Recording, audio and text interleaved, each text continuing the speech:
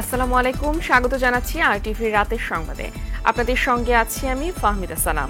দিন পেরোলেই 16 ডিসেম্বর মহান বিজয় দিবস। জাতির শ্রেষ্ঠ সন্তানদের প্রতি শ্রদ্ধা জানাতে প্রস্তুত সাভারের জাতীয় স্মৃতিসৌধ। ইতিমধ্যে শেষ হয়েছে ধোয়া মোছা সহ সৌন্দর্য বর্ধনের কাজ।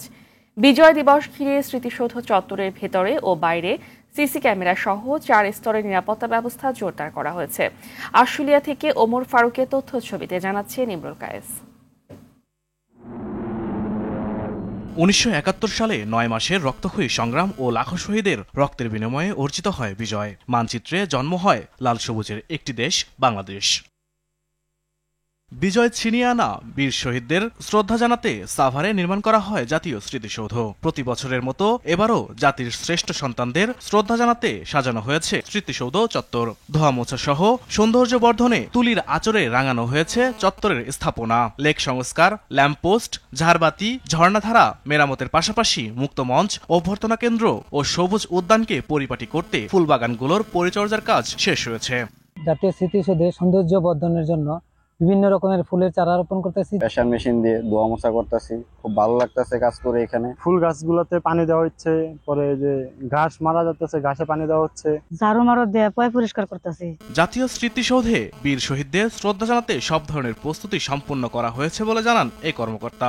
আমরা গণপূর্ত অধিদপ্তরের পক্ষ থেকে পুরো স্মৃতিসৌধ কমপ্লেক্স সকল কার্যক্রম আমরা সম্পন্ন করেছি। মহামান্য রাষ্ট্রপতি, মাননীয় প্রধান উপদেষ্টা সহ লক্ষ লক্ষ জনতার শ্রদ্ধা নিবেদনের জন্য পুরোপুরি প্রস্তুত রয়েছে। বিজয় দিবস ঘিরে স্মৃতিসৌধ চত্বরের ভেতরে ও বাহিরে সিসি ক্যামেরা, কয়েকশো নিরাপত্তা কর্মী নিয়োজিত সহ বাড়ানো হয়েছে সার্বক্ষণিক গোয়েন্দা নজরদারি। সাভার স্মৃতিসৌধ কেন্দ্রিক নয়, তার আশেপাশে যে জেলাগুলি আছে এসব এলাকা আমাদের নিরাপত্তা বলয়তে চলে আসবে। সকল স্তরের নিরাপত্তা আমরা রেখেছি। রাষ্ট্রপতি, প্রধান উপদেষ্টা, অন্যান্য উপদেষ্টা, সচিব ও কূটনৈতিক সহ গুরুত্বপূর্ণ ব্যক্তিবর্গের শ্রদ্ধা নিবেদন শেষে জনসাধারণের জন্য খুলে দেওয়া হবে জাতীয় স্মৃতিসৌধ প্রাঙ্গণ। ইমরুল কায়েস, আরটিভি। 2024 সালে বৈষম্য বিরোধী আন্দোলনের চেতনায় উদ্বুদ্ধ হয়ে বৈষম্যমুক্ত দেশ করতে এবং মুক্তিযুদ্ধের লক্ষ্য বাস্তবায়নে ও শোষণমুক্ত সমাজ প্রতিষ্ঠায় নিজ নিজ অবস্থান থেকে আরও বেশি অবদান রাখতে দেশবাসীর প্রতি আহ্বান জানিয়েছেন রাষ্ট্রপতি মোহাম্মদ শাহাবুদ্দিন। বিজয় দিবস উপলক্ষে দেয়া বাণীতে তিনি আহ্বান জানান। বাণীতে মুক্তিযুদ্ধে আত্মোৎসর্গকারী বীর শহীদ ও বৈষম্য বিরোধী আন্দোলন সহ বিভিন্ন গণতান্ত্রিক আন্দোলনের শহীদদের গভীর শ্রদ্ধায় স্মরণ করেন রাষ্ট্রপতি। বিজয় দিবস 2024 উপলক্ষে বাণী দিয়েছেন অন্তর্বর্তীকালীন সরকারের প্রধান উপদেষ্টা প্রফেসর ডক্টর মোহাম্মদ ইউনূস। বাণীতে তিনি বলেন, লাখ লাখ শহীদের রক্ত ও ত্যাগের বিনিময়ে অর্জিত হয় দেশের স্বাধীনতা। তাই দেশকে আরও উন্নত ও শক্তিশালী করতে এবং স্বাধীনতার পূর্ণ সুফল ভোগ করতে সরকার বদ্ধপরিকর। স্বাধীনতা সংগ্রামে বীর শহীদদের শ্রদ্ধার সাথে স্মরণ এবং তাদের আত্মত্যাগের প্রতি সম্মান জানিয়ে প্রধান উপদেষ্টা বলেন, ছাত্র, শ্রমিক জনতার গণ অভ্যুত্থানের মাধ্যমে গঠিত অন্তর্বর্তী সরকার একটি উন্নত, সমৃদ্ধ এবং সুশাসিত বাংলাদেশ গঠনে সবাই মিলে একসাথে কাজ করার জন্য অঙ্গীকার করেছে।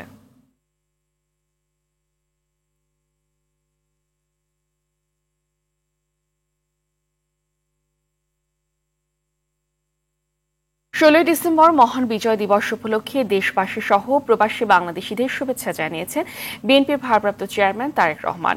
নিজের ভেরিফাইড ফেসবুক অ্যাকাউন্টে এক পোস্টে তিনি এ শুভেচ্ছা জানান। পোস্টে তিনি গভীর শ্রদ্ধা ভরে স্মরণ করেন বীর শহীদদের কথা, যাদের আত্মত্যাগের বিনিময়ে স্বাধীন হয়েছে প্রিয় মাতৃভূমি। স্বাধীনতা যুদ্ধে বীর শহীদদের আত্মার মাগফিরাত কামনা করেন তিনি।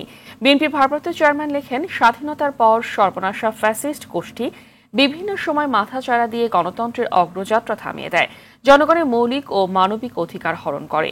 কিন্তু প্রতিবারই এদেশের গণতন্ত্রপ্রিয় মানুষ ঐক্যবদ্ধ হয়ে তীব্র আন্দোলনের মাধ্যমে গণতন্ত্র ও মৌলিক অধিকার পুনরুদ্ধার করেছে বলে মন্তব্য করেন তারেক রহমান। জননিরাপত্তার স্বার্থে আইন শৃঙ্খলা পরিস্থিতির আরও উন্নতি করার নির্দেশ জানিয়ে স্বরাষ্ট্র উপদেষ্টা মোহাম্মদ জাহাঙ্গীর আলম চৌধুরী বলেছেন, কোনো ধরনের নাশকতার আশঙ্কা করছে না সরকার। রাজধানীতে ছিনতাই রোধে শেষ রাতে পুলিশি টহল বাড়াতে নির্দেশনার কথাও জানান উপদেষ্টা। রোববার বিকেলে স্বরাষ্ট্র মন্ত্রণালয়ের আইন শৃঙ্খলা সংক্রান্ত কমিটির সভা শেষে এসব কথা জানান তিনি। এ সময় উপদেষ্টা আসিফ মাহমুদ সজীব ভুঁইয়া বলেন, ফ্যাসিস্ট আওয়ামী লীগের নানা অপতৎপরতার পরিপ্রেক্ষিতে আইন শৃঙ্খলা বাহিনীকে আরও বেশি সতর্ক থাকতে বলা হয়েছে।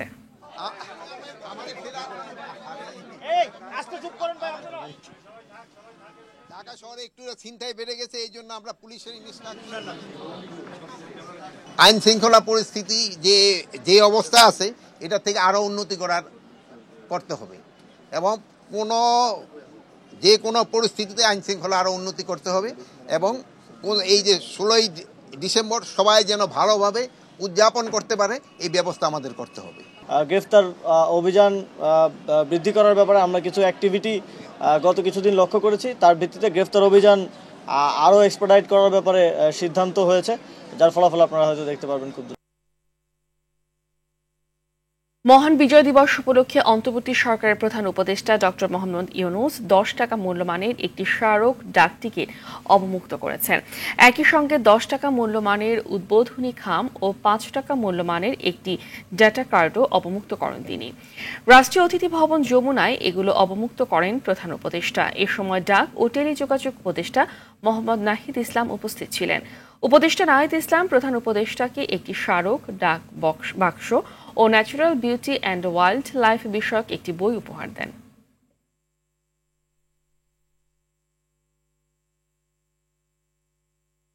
নতুন প্রজন্মের প্রত্যাশাকে সম্মান জানিয়ে গড়তে হবে নতুন বাংলাদেশ। সকালে নিজ কার্যালয়ে বাংলাদেশ ও পূর্ব তিমুরের রাষ্ট্রপতি যৌথ সংবাদ সম্মেলনে কথা বলেন প্রধান উপদেষ্টা ডক্টর মোহাম্মদ ইউনূস। আসিয়ানের সদস্য হিসেবে তিনি রোহিঙ্গা সংকটে পূর্ব তিমুরের এ দেশকে সহায়তা করবে বলেও জানান প্রধান উপদেষ্টা। এ সময় বাংলাদেশের প্রতিষ্ঠানগুলোকে পূর্ব তিমুরে বিনিয়োগের আমন্ত্রণ জানান প্রেসিডেন্ট রামোস হোর্তা। শরৎ খানের রিপোর্ট। প্রধান উপদেষ্টার কার্যালয়ে অনুষ্ঠিত হয় অন্তর্বর্তী সরকার প্রধান ডক্টর মোহাম্মদ ইউনূস ও পূর্ব তিমুরের রাষ্ট্রপতি রামোস হোর্তার যৌথ সংবাদ সম্মেলন। এ সময় পূর্ব তিমুরের প্রেসিডেন্ট রামোস হোর্তা বলেন, ডক্টর মোহাম্মদ ইউনূসের মতো ব্যক্তির রাষ্ট্র পরিচালনায় আসা বাংলাদেশের জনগণের জন্য সৌভাগ্যের। তিমুরের উন্নয়নে বাংলাদেশ অংশীদার হবে বলে আশা প্রকাশ করেন দেশটির প্রেসিডেন্ট। আমি মনে করি আমরা বাংলাদেশ থেকে আরো পণ্য আমদানি করতে পারি এবং বাংলাদেশি প্রতিষ্ঠানগুলোকে তিমুর লেস্তে আসার জন্য আমন্ত্রণ জানাই। আগামী বছর আমরা আসিয়ান সদস্য হব, সেই সাথে 700 মিলিয়ন জনগোষ্ঠীর অঞ্চলের অংশ হয়ে উঠব। ডক্টর মোহাম্মদ ইউনূস বলেন, বিগত সরকারের প্রধানমন্ত্রী পালিয়ে যাওয়ার পর দেশে শূন্যতা তৈরি হয়। গণ অভ্যুত্থানে অংশ নেয়া ছাত্র জনতার আত্মত্যাগের বিনিময়ে গড়তে হবে নতুন Bangladesh. So we have to honor the expectations of the sacrifices made by the young generation. ASEAN সদস্য হিসেবে হোর্তা রোহিঙ্গা সংকটে বাংলাদেশকে সহায়তা করবেন বলে জানান অন্তর্বর্তী সরকার প্রধান। To make sure ASEAN supports us in the Rohingya issues, to restore Rohingyas back to Myanmar. কিছুদিনের মধ্যে দক্ষিণ পূর্ব এশিয়ার দেশগুলোর জোট association of south east Asian নেশনসের সদস্য হবে পূর্ব তিমুর। রোহিঙ্গা সংকট সমাধানে দেশটি আমাদের পাশে থেকে সহযোগিতা করবে। এ সময় দুই দেশের সম্পর্ককে নতুন উচ্চতায় নিয়ে যাওয়ার লক্ষ্যে ভিসা অব্যাহতি এবং দ্বিপক্ষীয় কনসালটেশন মেকানিজম BCM প্রতিষ্ঠার বিষয়ে দুটি চুক্তি সই হয়। শরীয়ত খান, RTV, ঢাকা। অন্তর্বর্তী সরকারের সফলতা তাদের কার্যক্রমের উপর নির্ভর করছে বলে মন্তব্য করেছেন বিএনপি ভারপ্রাপ্ত চেয়ারম্যান তারেক রহমান। বিকেলে ইঞ্জিনিয়ার্স ইনস্টিটিউটে দেশবাসীকে বিজয়ের শুভেচ্ছা জানিয়ে এমন মন্তব্য করেন তিনি। আর দলটির শীর্ষ নেতৃবৃন্দ বলেন, বর্তমান সরকারের কয়েকজন উপদেষ্টার কথা সন্তোষজনক নয়। নির্বাচন আয়োজনের মাধ্যমে রাজনীতি চর্চার দুয়ার খুলে দেওয়ারও দাবি তোলেন তারা। রিপোর্ট করছেন সুফিয়ান ফারাবি। বিজয় দিবসের আলোচনায় বিএনপি নেতারা বলেন, স্বাধীনতার ঘোষণা দিলেও তার অবদান স্বীকার না করে মুক্তিযুদ্ধকে দলীয় সম্পত্তি বানানোর সকল আয়োজন করেছিল আওয়ামী লীগ। স্বাধীনতার যুদ্ধে জিয়াউর রহমানের বীরত্ব গাথা তুলে ধরেন নেতৃবৃন্দ। একমাত্র যিনি মুক্ত অঞ্চলে স্বাধীন বাংলাদেশের বেসামরিক প্রশাসন চালু করেছিলেন। এই ভূখণ্ডে আমরা পুরোপুরি স্বাধীন হলেও এই স্বাধীনতাকে 1 বছরের মধ্যে একটি দলের স্বাধীনতা হিসেবে কুক্ষিগত করে রাখা হলো। পরে 24-এর গণঅভ্যুত্থান নিয়ে তারা বলেন, 2000-এরও বেশি জনগণের আত্মত্যাগের ফসল বৃথা যেতে দেয়া হবে না। আমরা প্রত্যেকে সকলে মিলে এই দেশকে নতুন করে আমরা গড়ে তুলব। আলোচনা সভায় অন্তর্বর্তী সরকারের প্রতি শতভাগ সমর্থন জানিয়ে কয়েকজন উপদেষ্টার বক্তব্যের সমালোচনা করেন তারা। সেই সাথে নির্বাচনের প্রয়োজনীয়তা তুলে ধরা হয়। আমাদের দলের সকল নেতা কর্মী অন্তর্বর্তীকালীন প্রত্যেক সরকারের প্রতিটি কর্মসূচিকে আমরা সমর্থন করি। সুযোগ পেলে দেশের মানুষ ভোটের মাধ্যমে সরকার পরিবর্তন করতে পারে, আর যখন ভোটের মাধ্যমে সরকার পরিবর্তনের সুযোগ পায় না, তখন কিন্তু গণ অভ্যুত্থানের মাধ্যমে সরকার পরিবর্তন হয়। যে আমাদেরকে অবশ্যই অতি দ্রুত একটি গ্রহণযোগ্য নির্বাচনের মধ্য দিয়ে এই সংস্কারের পথকে আমাদের সুগম করতে হবে। বিএনপির ভারপ্রাপ্ত চেয়ারম্যান তারেক রহমান দেশবাসীকে বিজয়ের শুভেচ্ছা জানিয়ে বলেন, সরকারকে সফল দেখতে চায় তার দল, তবে এটা নির্ভর করছে অন্তর্বর্তী সরকারের কার্যক্রমের উপর। জনগণ বর্তমান অন্তর্বর্তীকালীন সরকারকে সফল দেখতে চায়।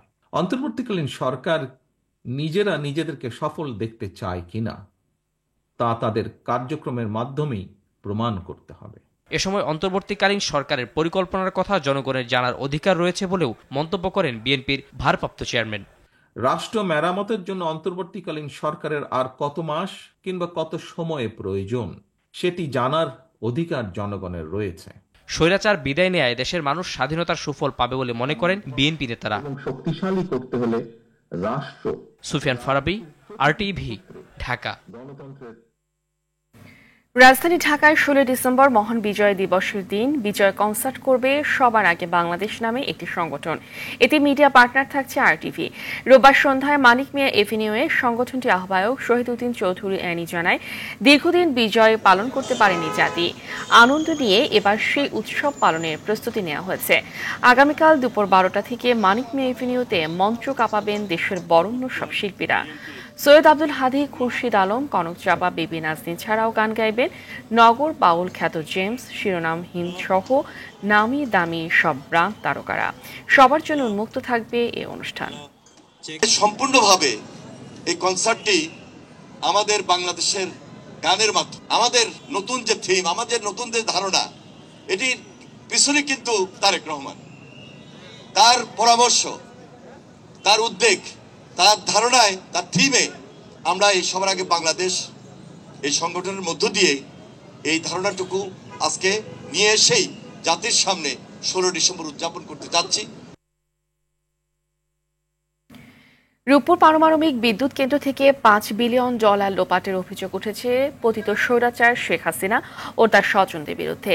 শেখ হাসিনা, সজীব ওয়াজেদ জয় ও ভাগ্নি টিউলিপ সিদ্দিক মালয়েশিয়ার ব্যাংকের মাধ্যমে রূপপুর পারমাণবিক বিদ্যুৎ কেন্দ্র থেকে $500 কোটি দুর্নীতির অভিযোগ তদন্তে দুদকের নিষ্ক্রিয়তা নিয়ে রুল জারি করেছে হাইকোর্ট। অনুসন্ধানের জন্য দুদকে আগস্টে আবেদন করা হলেও দুদক কোনো পদক্ষেপ না নেওয়ায় হাইকোর্টে রিট করা হয়। বিস্তারিত অথরা ইয়াসমিনের রিপোর্টে। আগস্ট মাসের মাঝামাঝিতে সাবেক প্রধানমন্ত্রী শেখ হাসিনা রূপপুর পারমাণবিক বিদ্যুৎ কেন্দ্র থেকে $500 কোটি আত্মসাৎ করেছেন বলে তথ্য প্রকাশ করে গ্লোবাল ডিফেন্স কর্প নামের একটি ওয়েবসাইট। ওয়েবসাইটের এক প্রতিবেদনে বলা হয়, এই আত্মসাতের কাজে তাকে সহায়তা করেছেন সজীব ওয়াজেদ জয় ও টিউলিপ সিদ্দিক। শেখ হাসিনা ও তার পরিবারের সদস্যরা রাশিয়ান কোম্পানি রোসাটমের কাছ থেকে একটি পারমাণবিক চুল্লি কেনার নামে এ বিশাল অর্থের লেনদেন করেন। এরই ধারাবাহিকতায় গেল 3 সেপ্টেম্বর জাতীয়তাবাদী গণতান্ত্রিক আন্দোলন এনডিএম এর চেয়ারম্যান ববি হাজ্জাজ একটি রিট করেন। রিটে গণমাধ্যমে প্রকাশিত প্রতিবেদনটি যুক্ত করা হয়। রিট আবেদনের প্রাথমিক শুনানি শেষে বিচারপতি ফাহমিদা কাদের ও বিচারপতি মুবিনা আশাফের হাইকোর্ট বেঞ্চ এ রুল জারি করেন। রূপপুর পারমাণবিক বিদ্যুৎ কেন্দ্র যাতে রাশিয়ান গভর্নমেন্ট এবং একটি রাশিয়ান কোম্পানি রোসাটম জড়িত আছে, এর সাথে শেখ হাসিনা, শেখ রেহানা, টিউলিপ সিদ্দিকি এবং সজীব ওয়াজেদ জয় তারা জড়িত ছিলেন। এই $5 বিলিয়ন এমবেজলমেন্টের যে তথ্যটা বিভিন্ন পত্রিকায় এসেছে। অভিযোগ ওঠে, বিষয়টি অনুসন্ধানের জন্য দুদকে আবেদন করা হলেও কোনো পদক্ষেপ নেওয়া হয়নি। রুলের টার্মটা বলেছেন যে এই দুদকের ইনঅ্যাকশন কেন অবৈধ ঘোষণা করা হবে না, এই বিষয়ে একটি রুল জারি করেছেন। রিট আবেদনে বিদ্যুৎ জ্বালানি ও খনিজ সম্পদ মন্ত্রণালয়, দুদকের চেয়ারম্যান, রূপপুর নিউক্লিয়ার পাওয়ার প্ল্যান্টের project director Sheikh Hasina, Sajeeb Wazed Joy, tulip Siddique ও তারেক আহমেদ সিদ্দিক সহ সংশ্লিষ্টদের বিবাদী করা হয়। অধরা ইয়াসমিন, RTV, ঢাকা। ফ্যাসিবাদের দোষী হিসেবে কাজ করার অভিযোগে উচ্চ আদালতের কয়েকজন বিচারপতির বিরুদ্ধে তদন্ত শেষ করেছে সুপ্রিম জুডিশিয়াল কাউন্সিল। তদন্ত শেষ হওয়ায় বিচারপতিদের তথ্যাবলী ও তাদের নিয়ে সুপ্রিম জুডিশিয়াল কাউন্সিলের সুপারিশ রাষ্ট্রপতির কাছে পাঠানো হয়েছে। রোববার সকালে সুপ্রিম কোর্টের ওয়েবসাইটে তথ্য জানানো হয়। নিয়ম অনুযায়ী রাষ্ট্রপতি এখন সুপ্রিম জুডিশিয়াল কাউন্সিলের সুপারিশ বাস্তবায়ন করবেন।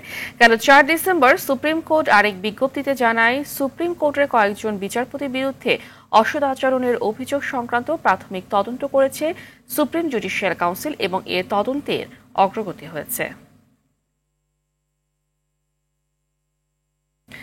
বিডিআর হত্যা নিয়ে দুটি মামলা বিচারাধীন থাকায় আপাতত কমিশন গঠনের সিদ্ধান্ত থেকে সরকার সরে এসেছে বলে হাইকোর্টকে জানিয়েছে স্বরাষ্ট্র মন্ত্রণালয়।